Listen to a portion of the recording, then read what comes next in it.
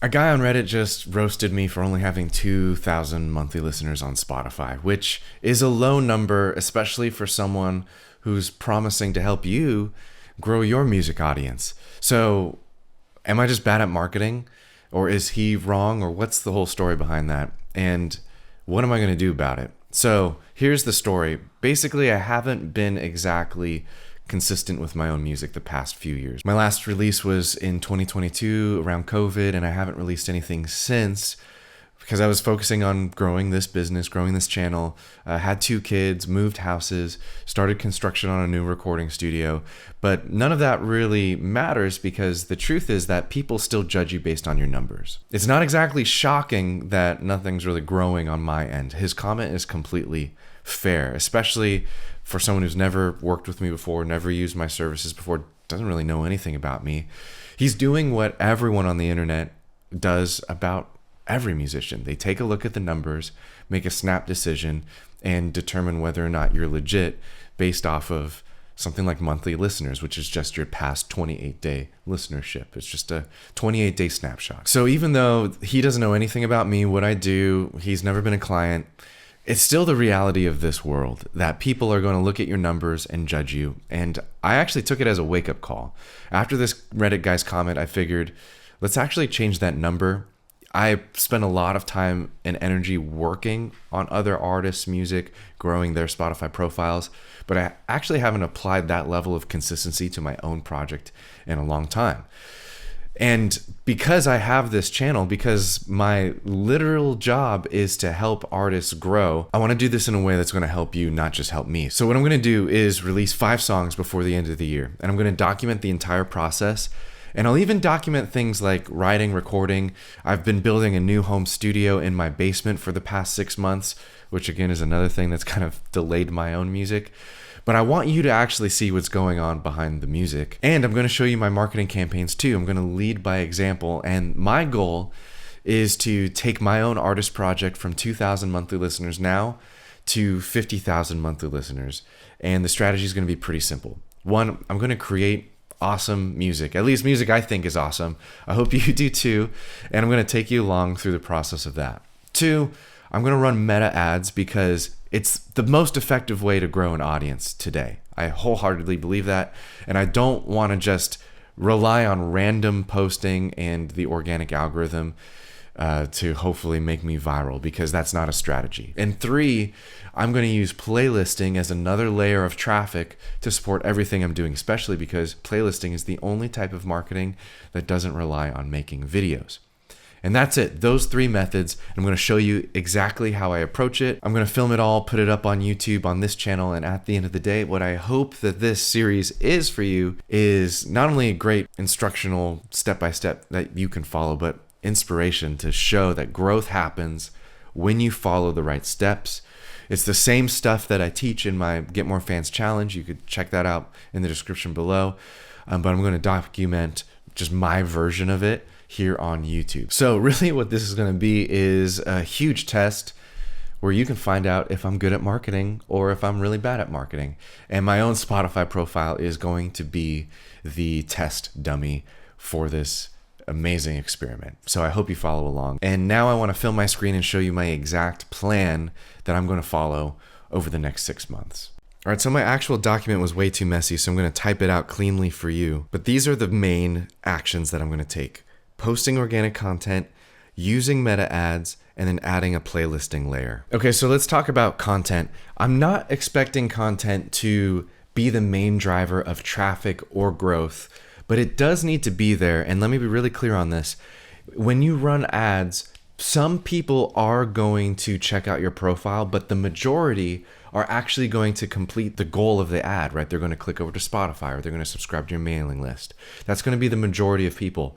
But for the people who do like to explore, the minority of people, having content that's fresh and ready and available on your profile is going to be huge for those people, because there's always going to be someone who's like, well, let me check this guy out. So that is what content is for. It's for the explorers and also for nurturing. Secondly, organic content might get a lot of traffic if I follow the organic formula, right? If I edit something that's really tight, or if I follow a viral trend, then I can get traffic, and hopefully it's meaningful traffic from organic content. But the likelihood is that I'll grow my follower count, I'll get comments and likes and saves on a post. But I know that even if a post goes viral, not very many people will actually leave social media. They're most likely to just stay there, consume it, maybe leave a comment, then keep on scrolling. But that's still good for optics if I get profile follows on my Instagram. So I'm going to type getting more followers and engagement on Instagram, which is really optics only. And I'll cover what conversions means in the advertising section, meta ads section. And thirdly, what creating organic content is going to do for me, and what it does for every artist, is that it actually changes me. It turns me into someone who's willing to document the process, which is really the main benefit of all of this, right? I'm not going to make content for the traffic. I'm going to tell you why playlisting and meta ads are going to do a way better job of that. But turning myself into someone who's willing to film the small moments, that's willing to share the stories in between song releases, that's going to really change me, and it's going to mine out a lot of content that can really be valuable in other areas, such as my mailing list, such as the meta ads that I have to film in addition to organic content. So the final and the biggest benefit, I'll bold this, is documenting the creative process in public. Let's actually talk about the traffic strategy between meta ads and playlisting. So meta ads is definitely going to drive way more traffic compared to organic content. And let me type organic here so that we're clear. And then paid meta ads, right? Because both of these are going to live on Instagram and on Facebook and on social media basically, right? But paid meta ads is going to be my main one-to-one direct marketing strategy, where I win fans over one at a time. This is the big differentiator between paid meta ads and organic content, is because when you run a meta ad, you have the ability to put a button there, and you have the ability to measure how many people are clicking that button or how many people are subscribing to your mailing list. And this becomes a very powerful driver for results and conversions, right? So there's that word conversions right here. It's not just about views or comments or video engagement, right? How long they're watching, but a conversion means they're actually performing a valuable brand action. That could mean that they're clicking over to Spotify. That could mean that they're signing up for something, a pre-save campaign or an announcement list, or even your general mailing list, right? So paid meta ads gives me the ability to measure whether or not they're clicking to a platform or signing up. And on top of that, I also am able to use and test the very best videos and direct my budget and traffic towards the best video that actually works.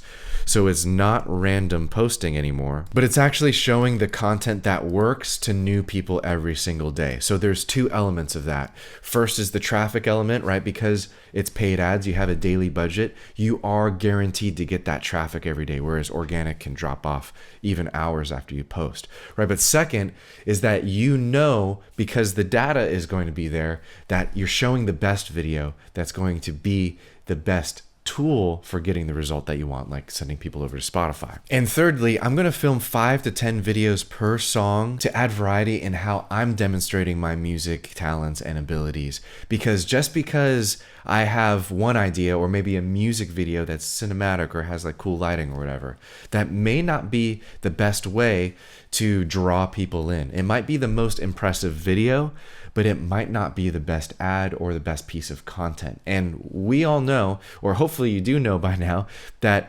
content in social media is actually rather casual. So these are going to be casual videos that I film with my phone that really has the only purpose of showcasing my song. I'm basically going to be performing my song for my future audience. And then because I'm using the Meta Ads platform, Meta Ads is going to test it inside of the platform and show the best video to the best person. Now, how does playlisting layer over all of this, and how is it different from organic content and paid meta ads? Well, like I said earlier, playlisting is the only traffic strategy that doesn't rely on posting videos, right? No video is needed. And this is why it's a super successful service at the Indie Music Academy. If you haven't checked it out, I'll leave a link down below where we can pitch your music into playlists. And it's fantastic, especially for your back catalog or for songs that you don't have a music video for. But let me be more specific. While Meta Ads is great at winning people over one at a time, right? It's a direct marketing strategy where you're showing your video directly to a person on social media. What playlisting solves in a really great way is getting your music streamed a lot faster.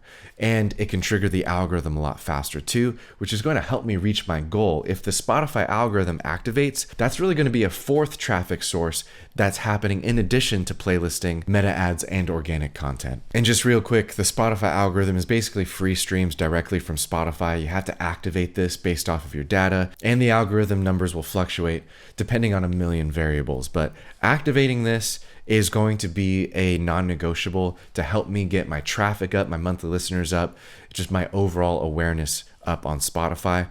And playlisting is going to be my best bet for that. So just to recap, playlisting is going to allow me to add traffic without creating more videos.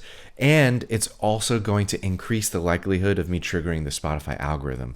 But thirdly, the main benefit of playlisting is that it's the most direct marketing method for increasing monthly listeners. In the short term, nothing comes close to playlisting when it comes to boosting your 28-day traffic, which is monthly listeners, and that's also going to affect your Spotify popularity score, which determines how many algorithms you have active. So if my goal is to increase traffic, increase monthly listenership, to activate the Spotify algorithm, then playlisting is going to be one of my better weapons for doing that. Now I'm going to stop the video right here with a question for you. Let me know down in the comments below if you feel that I need to change or add anything to my marketing plan so that I can add value to you. If there's something that you want to do for your own music that's not a part of this marketing plan, let me know in the comments below so I can consider it, and I'll make a future video letting you know whether or not I'm actually going to add that in.